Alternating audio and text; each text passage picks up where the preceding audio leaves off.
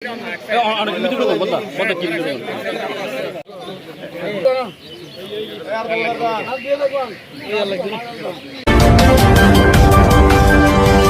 পেয়েছে 2200 আমাদের ওখানে আছে।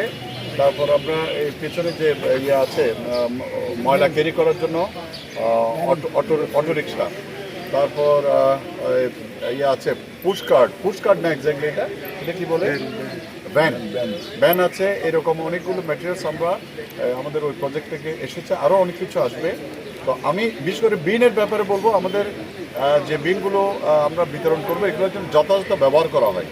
এই বিনগুলো দিলাম, বাসায় নিয়ে ফেলে রাখলেন বা দোকানের সামনে নিয়ে ফেলে রাখলেন, এটা যেন না হয়। আমরা আমাদের সাংবাদিক বন্ধুরা এবং এখানে যারা আমরা উপস্থিত আছি, বিশেষ করে আমাদের কাউন্সিলর, আপনারা কিন্তু এগুলোর জন্য একটু মানুষকে মোটিভেটেড করতে হবে, মানুষকে এটা বোঝাতে হবে বিনটা দিচ্ছে, ময়লাটা নির্দিষ্ট স্থানে রাখবে এবং ওখান থেকে আমাদের পরিচ্ছন্ন কর্মীরা ময়লাটা নিয়ে আসবে।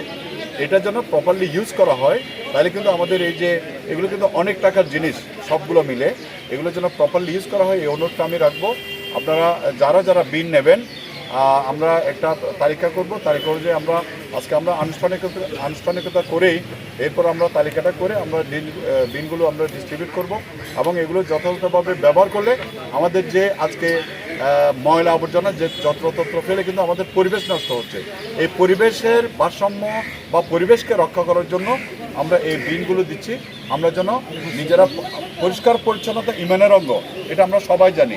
এই জিনিসটা যদি আমরা মাথায় রাখি তাহলে আমার এই বিনটা কিন্তু আপনারা যথাযথভাবে ব্যবহার করবেন এবং এই ব্যবহারের মাধ্যমে নাজিরহাট পৌরসভাকে একটা পরিষ্কার পরিচ্ছন্ন পৌরসভায় আপনারা রূপান্তর করবেন। সে প্রত্যাশায় আমরা আজকের বিলটা প্রদান করার জন্য আমাদের মাননীয় উপজেলা নির্বাহী কর্মকর্তা বীর মুক্তিযোদ্ধার সন্তান জনাব মোজাম্মেল হক চৌধুরী সাহেবকে অনুরোধ জানাচ্ছি।